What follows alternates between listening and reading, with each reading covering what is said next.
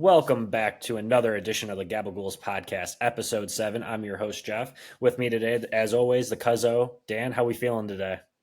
Feeling light and feeling right. How about yourself? Feeling good, feeling good. Nice little busy weekend with Easter and, you know, lots of Easter egg hunting. So how was yours? Didn't you go to Reno? Yeah. I was out of town for the last couple of days up there for my buddy Brad's bachelor party. So went up to Lake Tahoe for a couple of days and did some gambling. Did a little light drinking, as they say, and Of course, responsibly. yeah, of course. And we most of us decided to not go down the hill. My one buddy Brad's a skier, so he went and he got my other buddy Dan to go because he just had to peer pressure someone to do it. Of course. But the other guys, we stayed back. We went to brewery, got some local brews from up there, and yeah, it was a good. It was a solid weekend. I can't complain too much. The red eye trip on the way back, we were talking about that a second ago. Uh, Probably never going to do that again. But other than that, it was a good trip.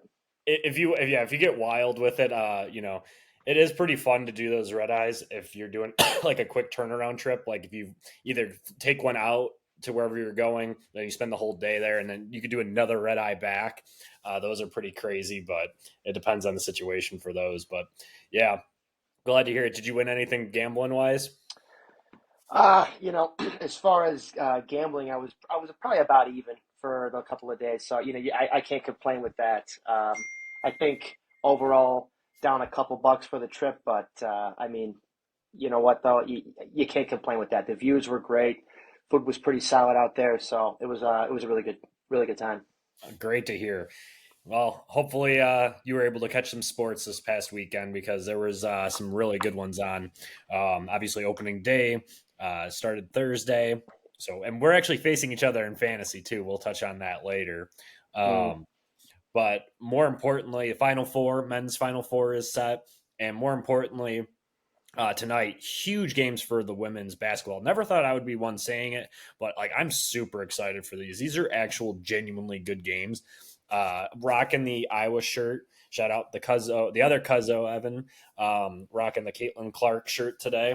Obviously, going to root for Iowa to beat LSU tonight, but that's going to be an amazing game. Just so much talent on both sides of the ball. You got, I think it's her name's Angel Reese, Caitlin Clark, obviously. Some top 10 WNBA players, and then moving into the game right after it, you got USC with Juju Watkins, who's she is something else. She has a point. Like I would argue that she has the best opportunity if she stays 4 years to break records, just because she is so dominant. She was putting up 50-point games like not even 20 days ago through like the tournaments and just different games she was playing.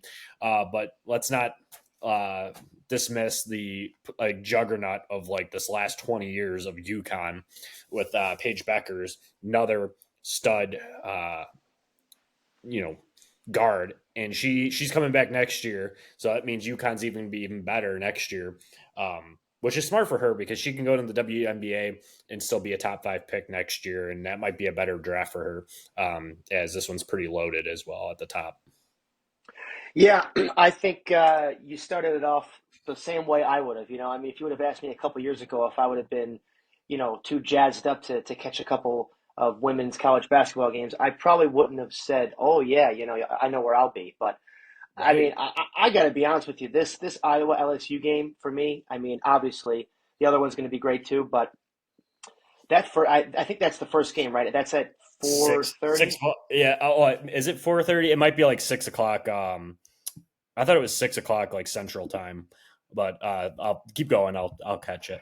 Either way, though, yeah, that game obviously two teams that were in it, in the dance last year, if you will, and I just thought right after Iowa lost that game, I thought Clark's coming back with a vengeance for this next season, and Absolutely. you could see it pretty much all year. I mean, she's been doing the same thing. She's been going absolutely nuts.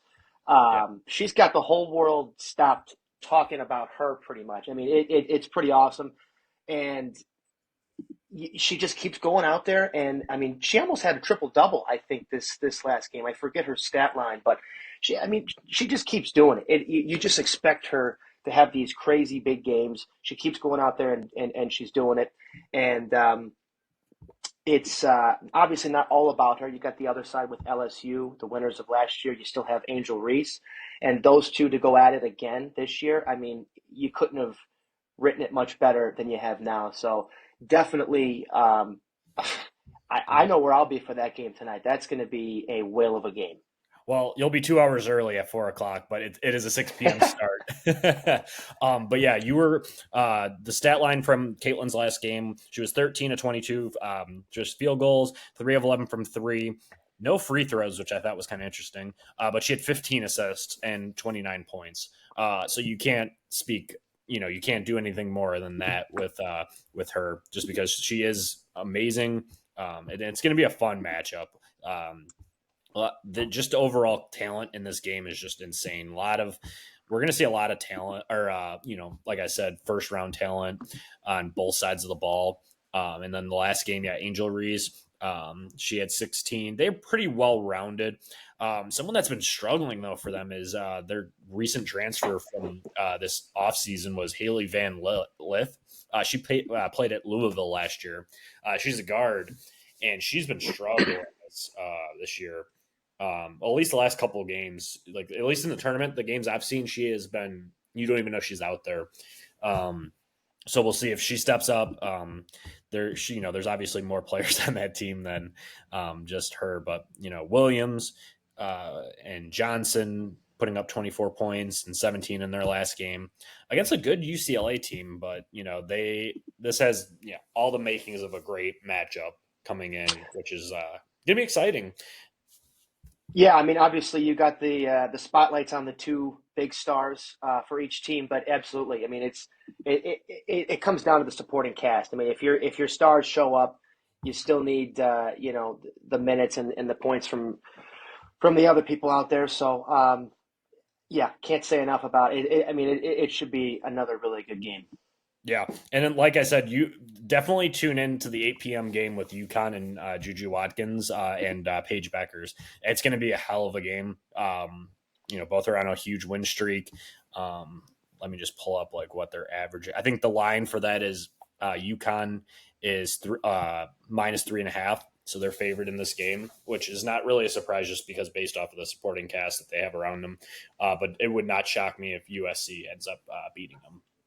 I was just going to ask you that. Who would you be taking? Would you take UConn or would you lean the other way? I take UConn because Paige Beckers is my second favorite player now, just because she's just so dynamic. As a freshman, she was putting up massive numbers, and she actually tore her ACL. I think it was her sophomore year. So she was out the entire year, which I think it was an off-season practice injury. I don't quote me on that one, but she got hurt. But she came back, and people forgot. At least I forgot about her until she came back and came on the scene and was just destroying people. So yeah, it'll be interesting to see how that goes. So you're going for an Iowa UConn championship? It would be Final Four. This is for them to go to the Final Four. Oh, that's right. Let's not dismiss the juggernaut of South Carolina in the women's bracket. They did. I think they clinched to go to the Final Four yesterday. It's going to be them versus NC State on that side of the bracket. NC State pulled the upset against Texas. So don't know much about them, to be honest. I just know that South Carolina is a dominant team. What a year for NC State, huh? Right. Great way to, move into the men's bracket. We said it on the podcast, at least I did, about how dominant they were. And I think I said that I didn't pick them to win any games. I think I picked Texas Tech. Now looking at my bracket now, I certainly did. And I knew, because you always have to pick that team that gets hot at the end of the year and rides it. And I, made that rookie mistake by not picking them. But, NC State beat, going back to the ACC tournament, have you seen those clips that the reason that they're there right now, their season should have been over in the first round of the NCAA tournament or ACC tournament. They hit a game-tying bank 3-pointer to force overtime, which they obviously won and continued, and they took out Duke. When then in the championship beat my Carolina Tar Heels to move on to the ACC tournament. Yeah, they were one of those teams that was so up and down. It seemed like all year they had some winning streaks, some losing streaks, and they got hot at the right time. They won their bid. You got to tip your cap. I feel like we've got the spirit of Valvano riding with them right now. I mean, it's been since I think '85 or whatever. Yeah, I saw it. Yeah, it's been since the 80s for sure. I'll try to fact check that one, but yeah, they haven't made a Final Four. That's a cool thing. We'll transition into that part, but they haven't made it since the 80s, and it's kind of an interesting turn of events just for the Final Four, which is obviously we never mentioned it, but Purdue, we have Alabama, their first ever school Final Four, UConn. They won last year, dominant force, by the way. And then Purdue. And Purdue hasn't made a Final Four in I don't know how long. And that's one thing, too, about Purdue is they've I'll get the fact check on exactly how long, but they've been a dominant force as well this whole entire tournament. Yeah, they've looked really good. I had them losing to the Zags this last round, and that was a great first half, and then Purdue started to take over that game. All credit to Purdue. I like their head coach Matt Painter. He's been there a while. And at some point you'd like to see a school like that get over the hump and do something. Obviously, Edey's been on a tear this whole year. He's been having a great tournament. So good for them. I believe they get UConn, right? So it's going to be UConn versus Alabama and then NC State versus Purdue. So it's all lining up for Purdue to face UConn in the championship again. Well, not again, but UConn to make it that far. UConn kind of ran through their side of the bracket. I don't think they lost a game by they didn't win a game by less than 17 points. Dan Hurley's group just literally knows how to turn it on.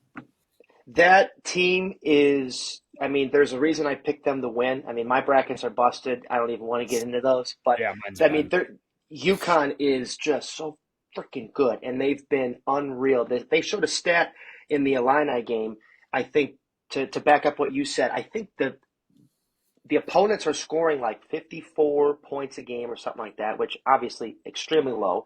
Their margin of they're winning their games by at least 13 or 15 points, I saw. They're not winning these games. They're whooping these teams. And, that Illini game was a good first half. And they went on, I'm sure you saw this, a 30-0 run. Who goes on a 30-0 run? NBA teams don't go on 30-0 runs. What you said with Hurley, he's created a culture there. That UConn team, man, they're you can't say enough good things about them. Now, that game, like you said, they have Bama. Bama's this year known to not have the greatest defense, but their offense can light it up just like any other school. That game, man, we are in for, I think that's quite a game. I think it can be, yeah. Their head coach, too, that I think his name's Nate Oates. Yep, he's been doing some good things the last couple of years with Bama, so he's been starting to get them up there. But that Bama UConn game, just like every year, once you get to the Elite Eight, Final Four, and everything, those games are always just really great. But that NC State Purdue game, I don't know if you can look this up, but just to see the teams that NC State's had to go through this. Yeah, I could name it off the top of my head, actually. Like you said, they had Texas Tech to start. I don't know who they had after that. So they had Texas Tech to start, which they beat 80-67. So they throttled them essentially. Oh yeah. They almost had the upset against Oakland. Oakland almost upset them. The final score was 79-73. Then they beat the 2-seed Marquette, which Marquette's been, honestly, I think I said it during the last podcast.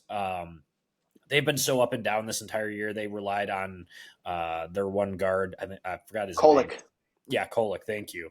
And they beat them pretty handedly, 67-58. And then they beat a decent Duke team. Your Dookie Blue Devils over there, 76-64. And once again, that was another. I don't know what happened in the second half because we could say the same thing about the Illini. Just fell apart. Duke could not make a shot to save their lives. Yeah, and you look at that. I mean, Tech. I had Tech winning a few games this year. That shows you what I know. But Tech's always, at least the last few years, they're a very good defensive team. So that's a team. Like I said, NC State to coming in the tournament. Yeah, they won a few games. They got their bid, but they were so up and down for me. I that's why I didn't have them winning a game. You go through Oakland at a close one. Marquette. Man, I mean, we were, for this bachelor party, a couple of my buddies went to Marquette, so they Oh, were, okay. yeah, that was not the best couple hours we were watching that game. But that was honestly, I don't know if you watched any of that game, but I that did. was a miserable game to watch if you are a Marquette fan because I couldn't say it at the table because we were trying to keep all the negativity off the table, but Good they call. couldn't hit water if they fell out of a boat. It was that bad. I mean, they couldn't do anything. And then the Duke game, like you said some of these games in the second half for some of these teams, like they go ice cold or something happens, but you got to give NC State their flowers. They've had a great tournament, obviously men's and women's, but Yeah, absolutely. this NC State Purdue game, man, how about the matchup with the bigs? Zach Yeah, Edey against Burns. yeah. Ooh, mama. We got Zach Edey, Mister, and I know I'm going to get some slack for it, but Mister Foul for Purdue. And then you got the vending machine. I think that's his nickname, DJ Burns. I'm all for it. Oh So I yeah, don't know if you knew this, but he actually started his college career at Tennessee. I did not. Yeah. He started his career at Tennessee, and then he moved on. And I think he ended up being like an all ACC player. I don't know what team, but he was an all ACC player this year. And he's got like the softest touch, and I think I mentioned it when they faced Carolina too. That it was the most frustrating game to watch because not only did they make every single shot that they took, he made every single hook shot and he doesn't move. All he does is like do a couple posts up, and no one's going to stop him because he's too big. And he just does a little hook shot, and he makes it almost every single time. There was very few that he did shots that he took that he didn't make, and it's a frustrating game to watch on the opposite side. Now, obviously, we're rooting for him, but when it comes to Purdue, so they need to hit their 3 pointers and I think they'll pull away. I'm going to pick Purdue in that game to win. Um, but and it's going to be strictly on the fact that Zach Edey is going to make Burns foul out early. Um, they love to blow the whistle on him, and he's a great player for what he does. But he's like I watch his, and I don't know if it's just because he's so big, but he just doesn't move very well. It looks like he's moving through quicksand, like especially on defense. I've seen a handful of guards go right around him and just put up a layup. Like if you're fast enough to get around him, you're probably going to get it, but you might, probably 5 out of 6 of them are going to get sent into the, 10 feet up into the rafters. But it's hard to say because, like I said, Purdue needs to make their 3 pointers, which they can. Done it all year. I do think they'll get by NC State. I'll have to check what the line is for that game. That'll be an interesting line, obviously, with a 1 versus an 11.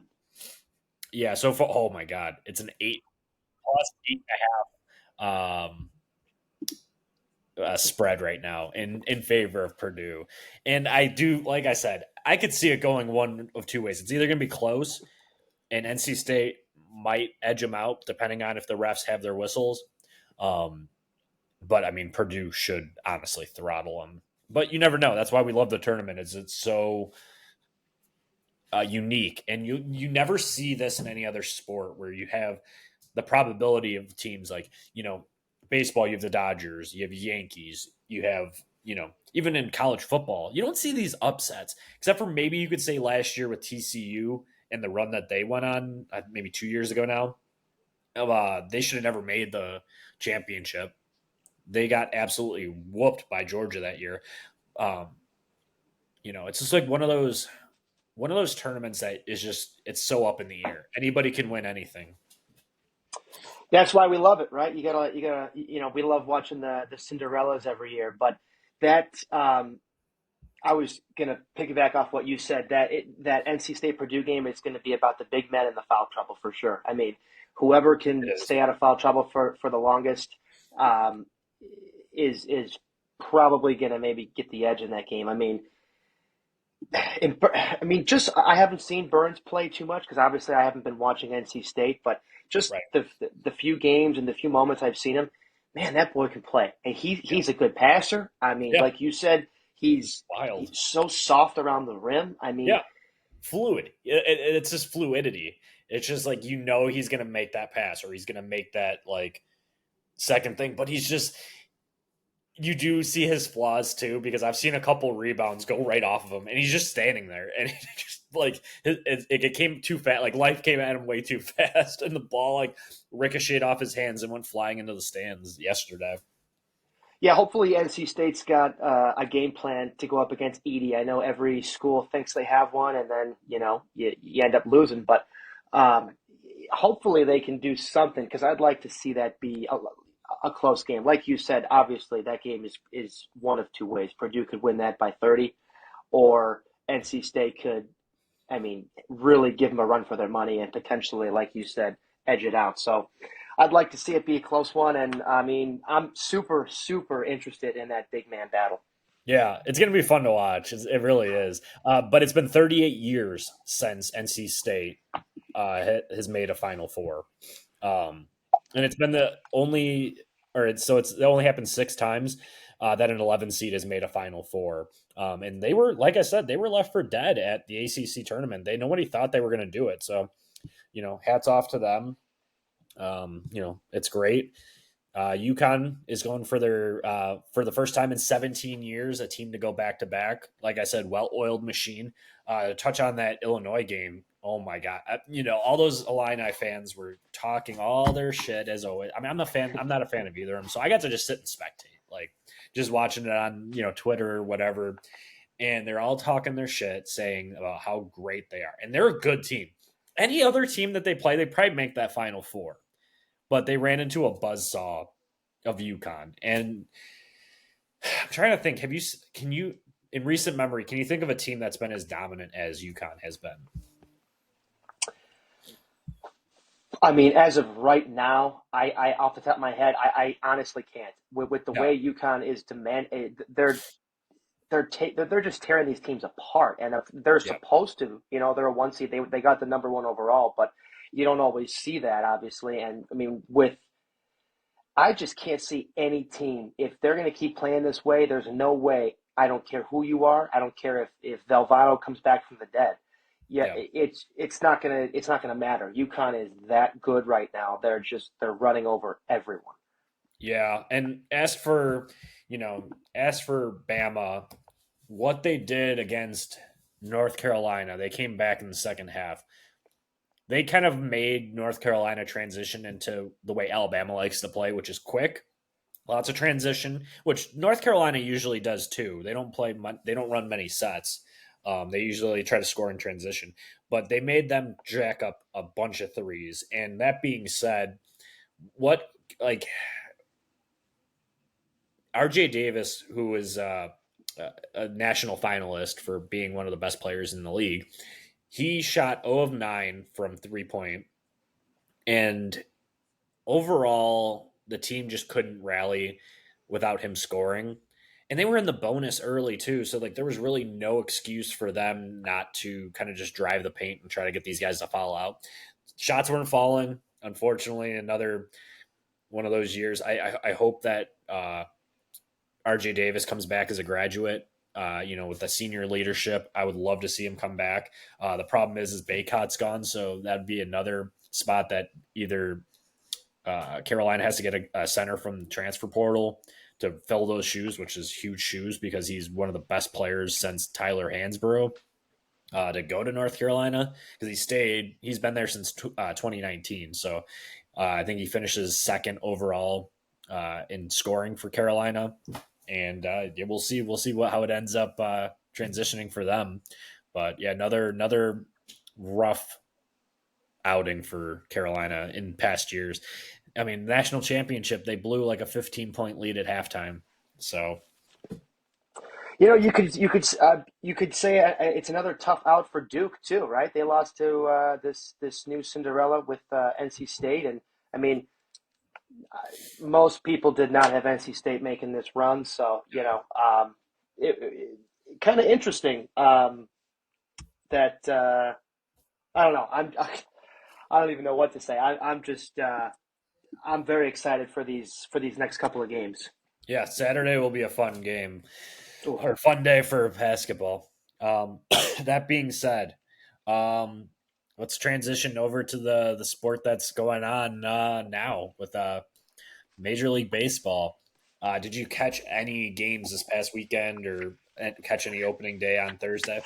Oh, I'll tell you what I was able to catch. I was able to catch the Cubs blow the only walk-off lead or walk-off that we had on opening day.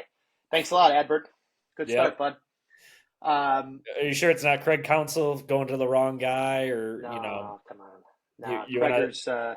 come on? Let's start the pitches and the torches and pitchforks. Let's start burning it down on the north side.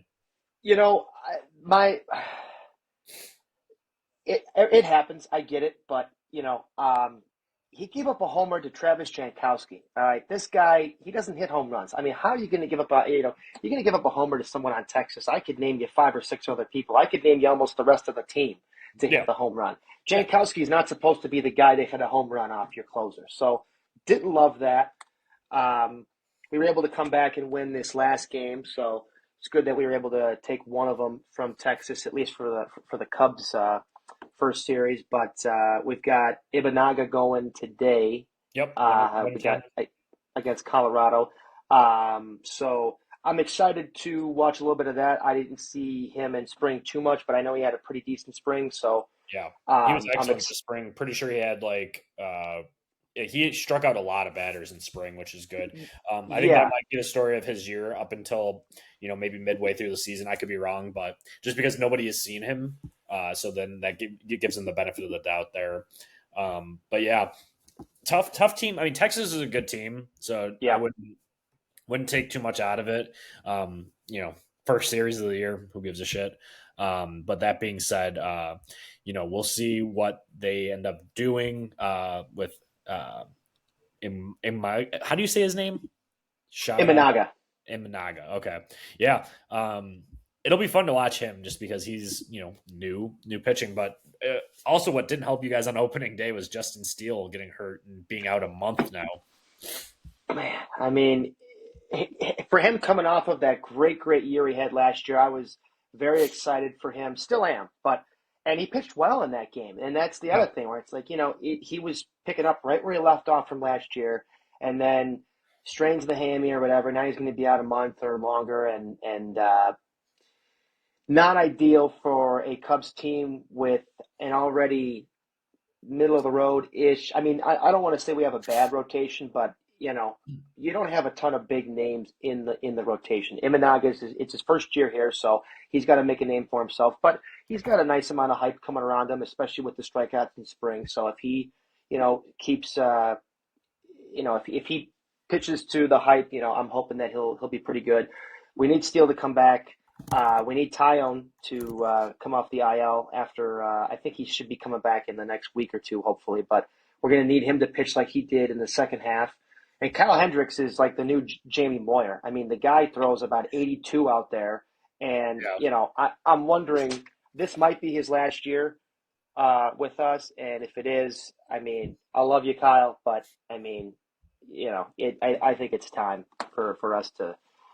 We'll see. I don't want to put any bad voodoo on us, a couple games in the season. But yeah, I mean, we're still going down. It's not ideal to start the year, but hopefully it's just a couple of weeks, a month or so, and he's back and he keeps doing his thing. Yeah. And another thing I thought was interesting too was that Council didn't have Nico Horner playing or batting up in the top of the lineup either, which I thought was kind of surprising based off of the year he had last year. I'm pretty sure in like opening day he was batting like sixth or eighth. I know it was pretty low in the order. And Horners, I think, led the team in stolen bases. I think he had at least 30 stolen bases last year. So you'd probably Right. want a guy who hits for a higher average with the stolen bases.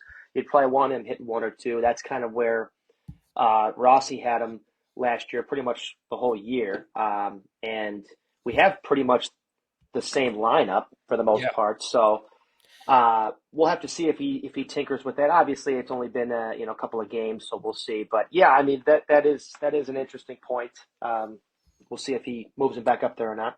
Yeah, I mean when you have Madrigal behind you, it's not a very good start. And then they did call up the top pitching prospect for you guys. At least I thought he was. Maybe it's Kate Horton now, but they called up Ben Brown, the guy that they got from the Phillies, and he got absolutely annihilated. I was shocked by that.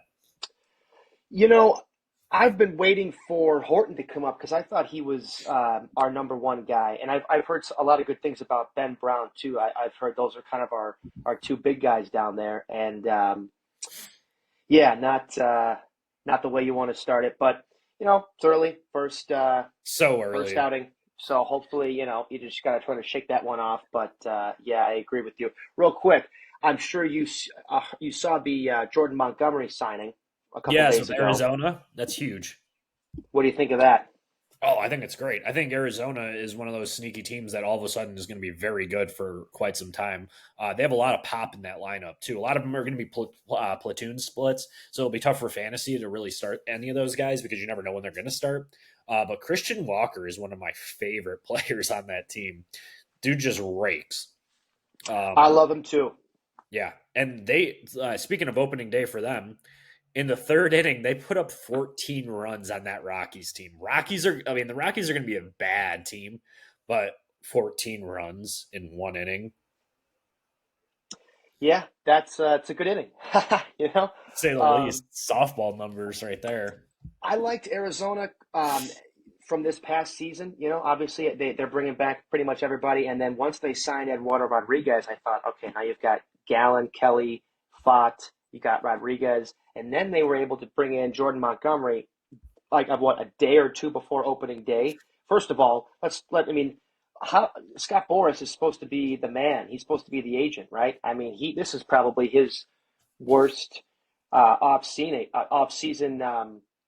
in quite some time. I mean, you've got guys like Blake Snell and Jordan Montgomery who just signed recently. Mainly Montgomery, though. I mean, I could have I could have never predicted that we would have had the offseason we had with all the money and everything we had at the very beginning, and then we had a month or two or more where basically nothing happened, and then you fast forward to we just started the season, and Montgomery, a guy who had a really good year last year and made a name for himself in the playoffs, is now starting the year at AAA because his agent could only get him a 1 year deal.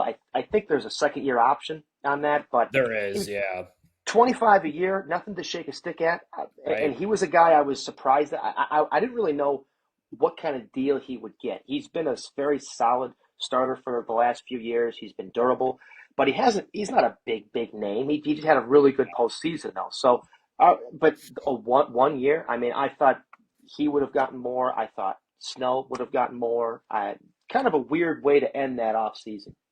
Yeah, I think one thing should be noted too when it comes to Scott Boras clients is that they're not going to get these deals. They're not going to get the Shohei Otani deals. I think the owners are pissed. I think they're sick of it. And I think this is good. What's going to happen is this is going to be the future of like baseball when it comes to these signings is that people aren't going to play around with it. They're not going to, give these guys these huge out because almost every deal has an opt out too. Matt Chapman like signed, probably about a month ago, so he had enough time to ramp up. Um, but position players too, they take a lot less time to get ready than pitchers. So Montgomery is not going to be ready for at least the first month of the season. So, you have to ramp up the arm. Snell, maybe 2 weeks. Maybe we'll bet on that. So I mean, overall, we just have to. Something needs to change when it comes to these deals. Obviously, the owners have the money to pay these players based off of ticket prices, unless you're a Sox fan, um, which we'll touch on them eventually. But the climate of baseball is just wild at the moment. Yeah, I mean, you said it. We've got a ton of money in this sport, and to see some of these guys right there towards the end, once spring training was getting going, some of those guys. I mean, even Bellinger, I thought he might get a little bit more than he did. Yeah, He didn't get a bad deal, I guess, but I still would have thought he would have gotten more than he ended up getting. But the Montgomery signing for me, I mean, how late it was and the amount I thought was pretty interesting. But I like that team a lot. Still have to take the Dodgers in that division, but 100%. man, I really like that Arizona team now, and I think not only are they going to make the playoffs, but I think they have a nice another. Depending on who they run into and how they're playing, I think they could have a nice another run in them. Absolutely. Yeah. Like you said, I think Dodgers, I think that division just is a juggernaut too. It'll be fun to watch this whole rest of this year. That's the benefit of having T-Mobile though, is being able to, no free ads, but being able to get the MLB package and kind of stream that throughout the day, throughout the night, do you know what? Riddle me this one too for YouTube TV. Can't watch the Cubs. No marquee network through YouTube TV. Well, that whole marquee network's been we've Yeah. just been What we've a just joke. recently been I mean they need to figure out how to get that on Everything else. Hulu. Yeah, I mean they're only on like one or two things or whatever. I mean I they think it's need like to branch out. DirecTV. Yeah, DirecTV and Comcast are the only ones who have them. Yeah, I don't know if I have to call Ricketts myself. I mean, if I have to, I've got his number, but I'll put in a good word. But yeah, I mean, once we got rid of WGN, the Cubs were on WGN for like 100 years, and I think pretty much almost every fan was like, what the hell, Yeah, But you know what? It's all about making money nowadays, I guess. it is. Everyone has their own network. I mean, I think the Yankees have their own network too. Speaking of which, Juan Soto has been insane. So they I mean, I don't want to say they slaughtered the Astros, but they swept the Astros, which is crazy. Um, that being said, it's impressive. Juan Soto has been as advertised, and I really, really do believe that he's going to be the next $500 million player because he turned down 444 for like 12 years from the Nationals. He's still extremely young, and with Yeah, the way he started this season, I think people would say last year he had a down season, and if you look at his numbers, they are still excellent. So a kid like him, with how young he is, and with what he's been doing, I mean, we'll see if he gets 500. But you know what? I mean, I think 450 is easy. He might get five. He might get more than that. I mean, he's going to be a Yankee for life. Let's put it that way. That he's going to get paid there. They're not going to let him go with all the money they have. And I mean, they're thirsty for another 27 championships, right? So they're yeah, gonna they're gonna do every. I mean, all they have to do is say, sign on the dotted line. That is the next kid. We've seen it for the last couple of years with how good he is. That Yankee team, though, yeah, you sweep Houston first couple games of the season, and that whole team has looked good. I know Stanton hit a homer. I mean, if you can keep him healthy this year with that lineup, scary. it is. It's going to be scary. Yeah, skinny Stanton too. He's in shape for the first time in I don't know how long. Yeah, when you say in shape, the guy's more of on that. He was like that, bodybuilder type guy. He's one of those guys. You're like, hey, you play baseball? What are you doing here? But Right. yeah, you keep him healthy. I mean, I feel like that Yankee team is fairly predicated on health. I mean, they've got guys on that roster who don't stay healthy all the time, but if they do, with the way they started this year, scary. And then it's another division where, I mean, I picked Baltimore to win that division, Yeah. but I think the projections have the Yankees winning, and then you've got obviously Tampa and Toronto who are over there, and Boston. I mean, I know it's just the first series, but their first three or four starts, they're starting pitching very good. Yeah, they've looked good, and they beat up on a pretty good Seattle Mariners team too. Did not expect that. I expected that series to go the other way, with especially with Seattle's starting pitching that's so young and so good, and you got guys like for Boston, what the Crawford and Pavetta.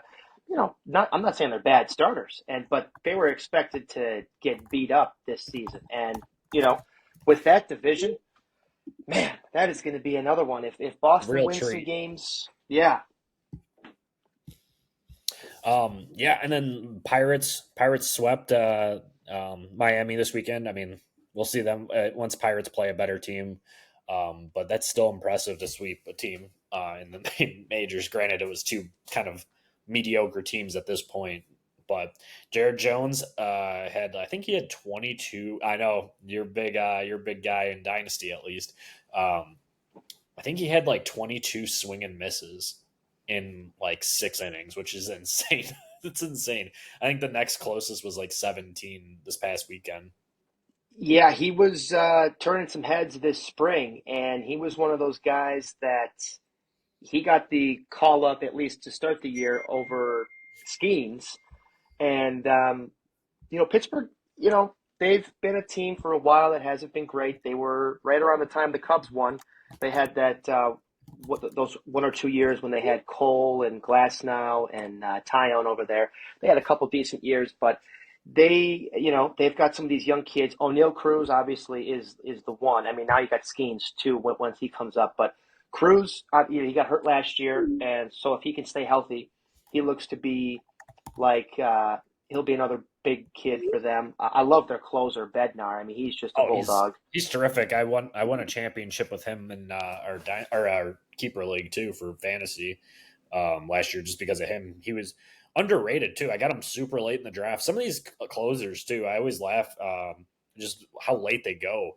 I see him either go super early, like the Josh Haders, which is great because like he's good, but like that's just a strategy that you have is just having these good closers or good closers on bad teams. So it's a double-edged sword though. So you get a lot of chances because most of those bad teams are going to win by 1 or 2 runs. The bad part is if they end up getting traded to the Houstons, the Yankees, the good teams of the world, and they end up in the middle high leverage role, and then you lose the points. But it's just how important it is to have these quality players. Absolutely, yeah. I mean, to go off of that too. I think I know we've had a few. I think my other guy, Clay Holmes, had a pretty good weekend. I think he had at least 1 or 2 saves, so that was good to see. But my other guy, Alexis Diaz, I know he blew up on me, killed me, lost me. -10. Oh my God. In points league formats too, when they blow a save, it really hurts you. It's minus, like there was one time I think I had -15 this was last year. Somebody got they blew a save and they got the loss and they gave up 4 or 5 runs. I'm like, oh my God. But yeah, I had a couple starting pitchers get lit up. Bailey Ober this past week too got lit up for like -10. But Evan Phillips and Robert Suarez from San Diego, he's gotten me a couple saves this past weekend too. But I guess we should touch on our my Southside White Sox here, huh? 5 words or less. Yeah. Luis Robert is good at baseball. I think that might be 6 because I added baseball to it. They were in a lot of games. Granted, it's Detroit. They were in the games. They looked like they tried hard. Eloy Jimenez, get the hell out of the team. He came out this offseason, said he wants to play 150 games. He's already hurt. Oh, no. I don't know for how long or what the extent of it is, nor do I really care because he can't hit the ball out of the infield anymore. Pitching staff held up for what they could have been. Soroka didn't look terrible. I think he went 5 or 6 innings. Eric Fetty struck out 7 yesterday. He looked decent, but it's all for nothing essentially because their team's not going anywhere. I just am rooting for Luis Robert to tear up the league because he is that good. He had a 2 home run game on Saturday, and really they should have won because of it, but you never know. You got Robert and you got Crochet too. Crochet, I was surprised that he was your opening day guy. I wasn't sure if he'd be ready, and then didn't he go 6 innings? He went 6 innings. I think he pitched he had 80 something pitches, struck out give or take 7 or 8, and he looked good. No walks, which that's all you could ask for. So there are bright spots to this team when it comes to that. So it's gonna be fun. And I think last name is Shoemake. We got him in the Aaron Bummer trade from Atlanta. He looked. He runs hard. He steals bases. He's filling in at shortstop for us right now. But that was impressive. Not gonna, we'll give them some flowers this weekend too. The team is gonna play. I mean, my only hope is that they play hard, but I just have to.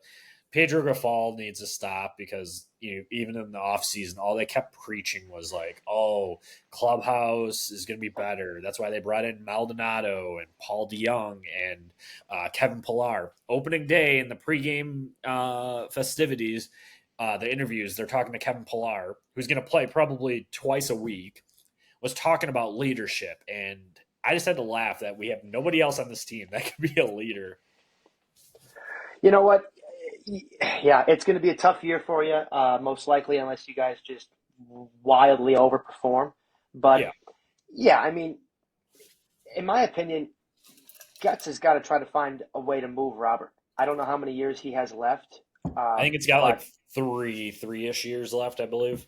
You could still get the freaking king's ransom for him right now. I mean, 100%. with the way he's playing, I'm sure every Sox fan is saying, Dan, shut the hell up. We're not trading Robert. But you know what? You just moved Cease. You got a nice return from him. If you move Robert, you'll get probably even more especially with another couple of years on that of control. And what else are you going to do? You can't expect really to compete. Detroit looks like they're kind of on the up a little bit. I wouldn't pick them to win the division just yet, but that division, I mean, both of the Centrals are really interesting. And then I picked the Twins to win, and Royce Lewis is hurt again. So yeah. That team cannot stay healthy, and I wouldn't pick Buxton is next. Don't say that. I know another guy in your team. But yeah, Royce Lewis does what he does best, homers and then gets hurt. It's such a shame for the game of baseball because he's such a good player. In Carlos Correa, can you talk about a guy that you just forget about? Like, I forgot he's even on the Twins. And it's weird because he's a guy who, he'll get hurt maybe through the regular season, or he'll play through some injuries and you don't hear about it till the end of the year. And you look at his numbers for the regular season and say, yikes. Last year is a year he'd like to forget. But then he had nice moments in the playoffs. So yeah. I don't really, 100%. I mean, a couple years ago, I would have said he might be my favorite or one of my favorite shortstops in the league. I mean, the guy's got power. He could do a little bit of everything. But yes, I mean, with now where we are, I mean, I don't even know if you have the guy in your top 10. I mean, maybe you'd have to look at the position. It depends if you talk overall. And then, like you said, if it's a playoff, I would still pick Correa out there in the playoffs. But yeah, it'd be a stretch to put him in my top 10, and it would be barely at 10 right now. I can think of 10 guys like I would rather have. But Bichette is banged up. It was a last minute scratch last night too. I guess he's having some back issue, which is never good. No. But that being said, yeah, it's gonna be a rough year for the Sox. I mean, I've already explained it for almost every single episode that we've talked about baseball. I have zero expectations for him. I'm going to enjoy watching Luis Robert play. But other than that, they will not be getting much money from me this year. They didn't last year either. Well, hey, you got to look to the future, right? And brighter times. Yeah, when the Sox get to that, I mean, all I could actually hope for from this year, if I'm going to be optimistic, is that Robert stays healthy, continues to grow as an elite top 5 player in baseball. The pitching staff overperforms and looks good. Soroka, continues to progress. He's still young enough to be something. But I mean, Kopech, he got moved to the bullpen. He looks good in the bullpen. I'm happy with that. If he becomes our high leverage closer, perfect. I'm happy about that. But, they just looked awful. Yeah. I mean, you're in store for a long season. Yep. And I think that's all we could say about that for today. So any closing words? Good. No, it was a good opening weekend. We need some more wins on the north side, but it was a good opening weekend. I liked seeing catching some games and March Madness. I mean, freaking madness yet again this year. Got some more games coming up, so very excited. Yep, absolutely. And then the Sox play the Braves this week, so pound the spread for the Braves this week. You make some money that way. I think you have to. Yeah. And as we always say at the end of our podcast, we'll see you next time, and I hope you like us, right? Yeah, I think you're going to like us.